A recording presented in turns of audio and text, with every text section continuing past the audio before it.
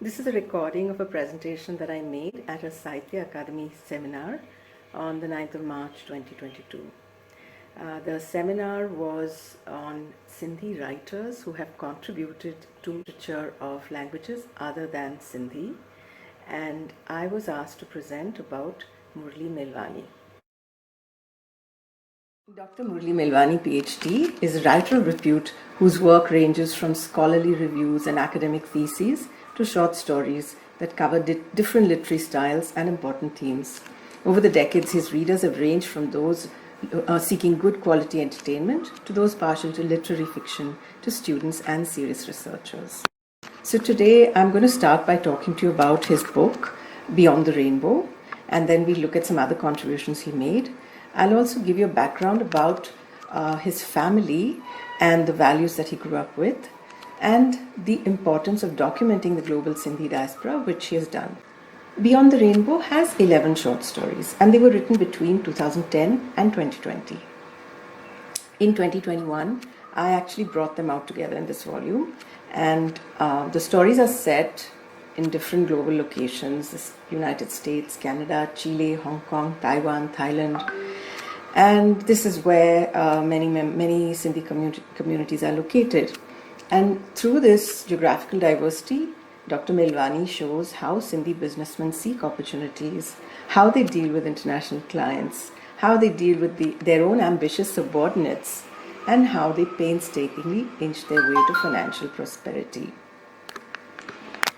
One of the most important themes, which is so characteristic of this mercantile community, are the adjustment to new ways of life in places away from the motherland, which they left in 1947, never to return, and how their rich language and unique syncretic culture have been depleted. The stories are set in the domain of international business, and they have mostly male characters, which is how the diaspora does operate even today. But they also provide insights into life for Sindhi women, their unique cultural positioning across the continents, and the coping strategies they use in order to survive and help their families.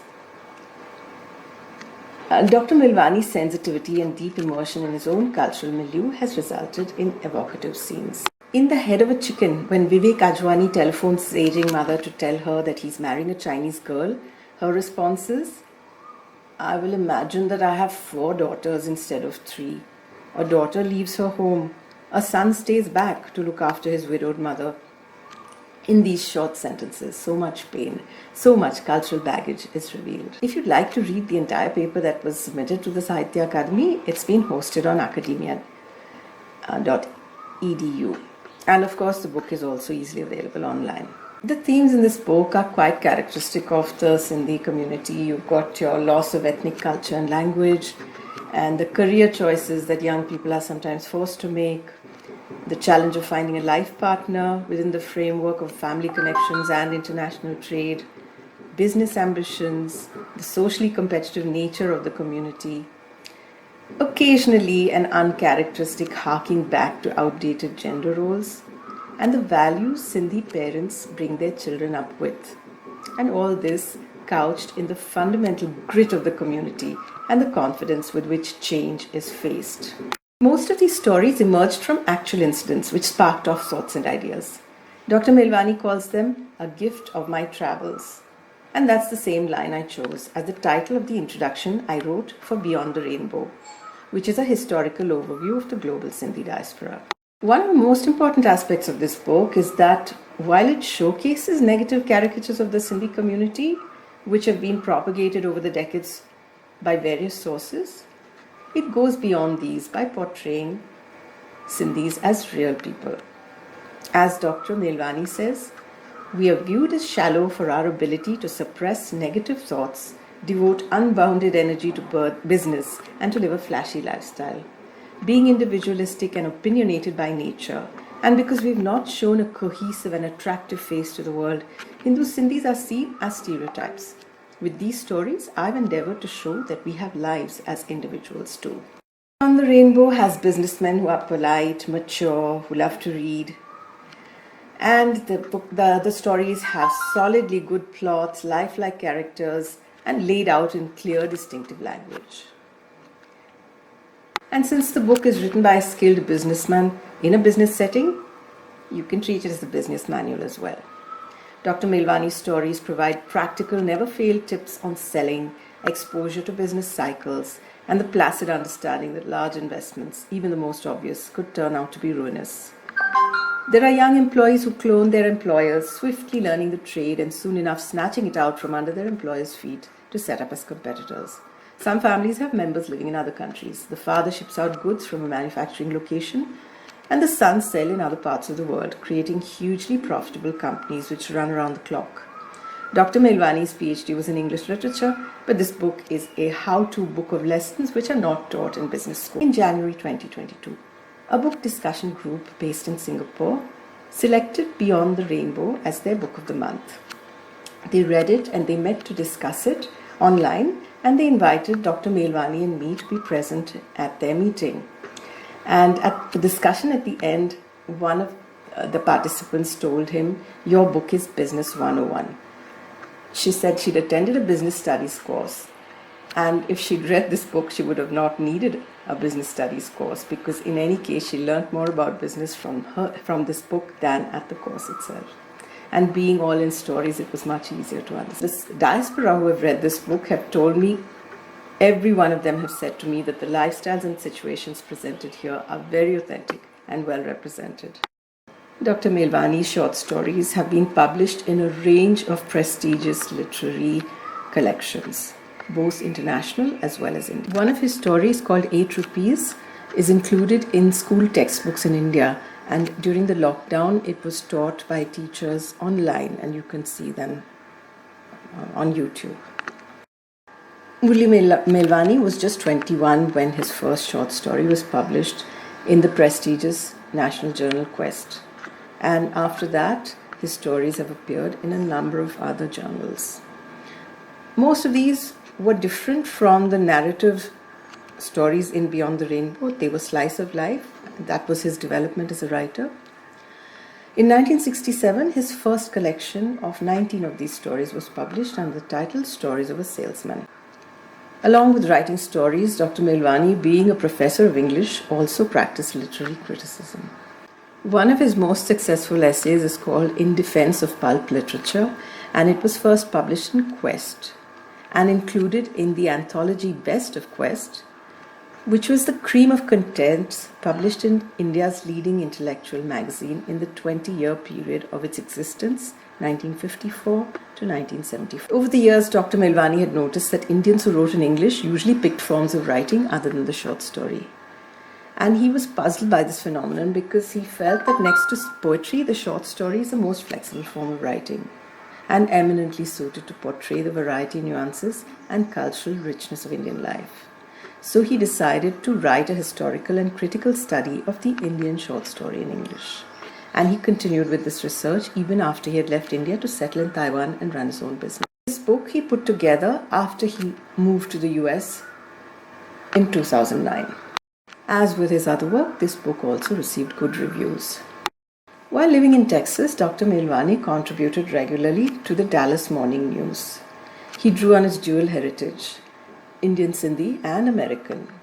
For example, he compared Guru Purnima and Thanksgiving in one of his articles, because the spirit of both is to express gratitude. And similarly, he presented his dual point of view in articles on Mother's Day, Father's Day, the influence of cinema, and other topics. Here you can see Dr. Murli Melwani and Mrs. Mona Melwani with their children and grandchildren, posing with a book called Ladders Under the Sky, which was published in 2017 and consists 9 stories about Sindhis and 12 stories set in India. In 2017, Li-Fi Publications New Delhi brought out a collection of the 12 stories set in India and an additional 3 stories under the title Under the Indian Umbrella, a collage of stories. And this book was selected by the National Book Trust and exhibited at book fairs in Paris, Beijing, Baku, and Colombo. Murli Melwani grew up in Shillong in the 1950s.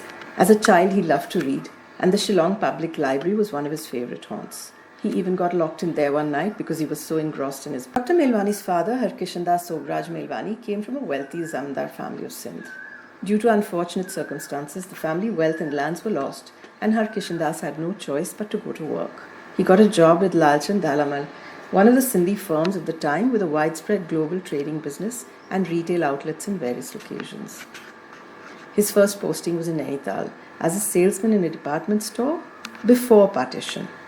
He left his family behind in Hyderabad, returning home for 2-month holidays when his contract ended, as was the age-old tradition among the community of Sindhu. When partition took place, Harkishan Das was in Shillong.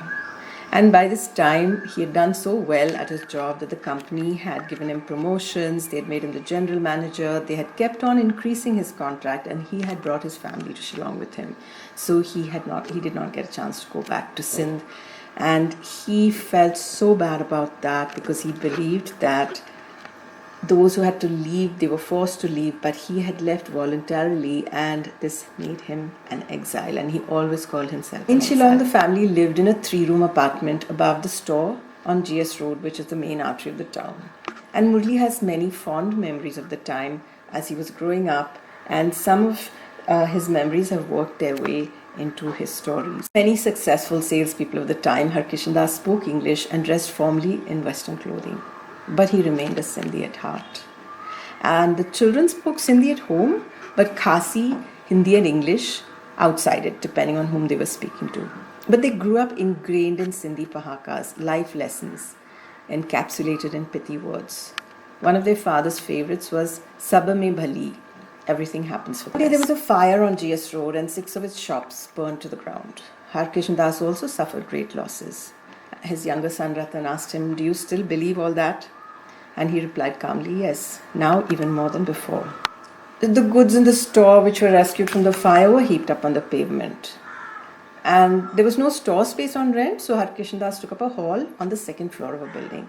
And the water damaged goods were taken there, and Murli and Ratan worked along with the store staff to hang them out to dry on twine across the walls of the hall, sorting it out after it was dried. Carpenters started working to set up racks and counters, and Harkishan Das announced that the water damaged goods would be sold at a 2nd floor hall on which the business was rehabilitated. And the expression, of course, on Harkishan Das's face tells its own story. Young Murli is seen on the left. Moved by sympathy, shoppers made the effort to climb the steep steps to the 2nd floor, and they were happy to get deals. Within 4 days, the usable merchandise was all sold out. On the evening of the 5th day, Harkishan Das bought goods from local wholesalers on credit. The first thing he did was to pay the previous landlord the month's rent that was owed to him. He explained to his children, "For a Sindhi businessman, his reputation is important. I'm getting all this credit because the wholesalers trust me." Dr. Melwani says, "My father continued to work hard, use his common sense and positive attitude, and soon came out of the losses successfully. These are attributes I'm grateful to have inherited. I believe that they are fundamental attributes of the Sindhi father's textile store. He also started his own Coca-Cola distributorship in Meghalaya. Then, with a PhD in English literature, Dr. Melwani became a professor at Honkardev College." You can see Dr. Murli Melwani and Mrs. Mona Melwani with their children Arvind and Arpan, who were born in Shillong. Mrs. Melwani is from a Sindhi business family based in Sri Lanka. She is also a writer.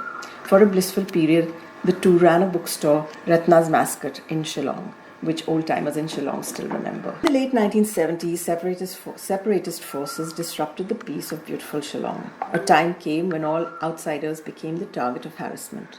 It was the same story that Sindhis have faced repeatedly, political events causing disruption and migration. They decided to leave Shillong for their own safety and a better life for their children. After a period of struggle, they settled in Taiwan in the mid-1980s. Mona worked as a teacher, and Dr. Melwani's business began to grow. As he continued to travel around the world, buying in one place and selling in another, he also continued to write his stories. A purebred Sindhi who loves every part of his Sindhiness, including the food, language, and rich cultural heritage, Dr. Melwani has spent his life being solidly Sindhi on the inside, while on the outside he's always been the person that would best relate to those around him. A common ethnic characteristic. Across the many important themes in Dr. Melwani's body of work is his illuminating documentation of the Sindhi diaspora. This global diaspora has existed for hundreds of years, but Sindhi merchants, though widespread, never attracted much official attention. The first glimpse was provided by the French scholar Claude Markowitz, who stumbled upon it inadvertently through the records of British consular courts in Egypt, as well as documents in the India Office records concerning the estates of Shikarpuri merchants who died in Russian Central Asia in the same period.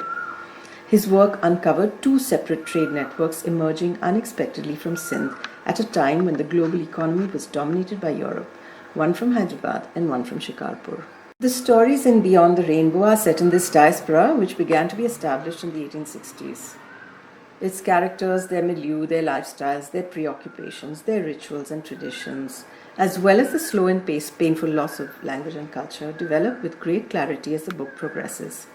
It's an expanding diaspora, and Dr. Melwani's penetrating stories lay it open in detail to the reader. And these are stories that can be enjoyed by any lay reader, while at the same time providing rich material for the researcher on this elusive but important diaspora. And this is me with Mona and Murli, the first time we met. It was at the Sindhi Sammelan in Santa Clara in the USA in July 2000. Very grateful to Sahitya Akademi for giving me this opportunity to speak about the work and family background of Dr. Murli Melwani, a writer whom I admire greatly. It's been a great privilege for me to publish his story set in the Sindhi diaspora and an honor for me to speak about him here. Thank you very much for your attention, and please feel free to get